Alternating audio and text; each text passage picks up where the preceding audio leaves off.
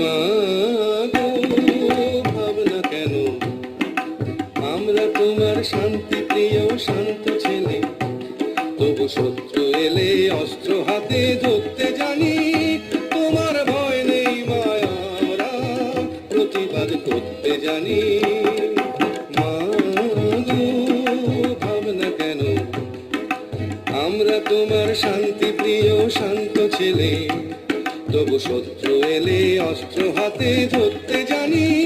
তোমার ভয় নেই মায়া, আমরা প্রতিবাদ করতে জানি।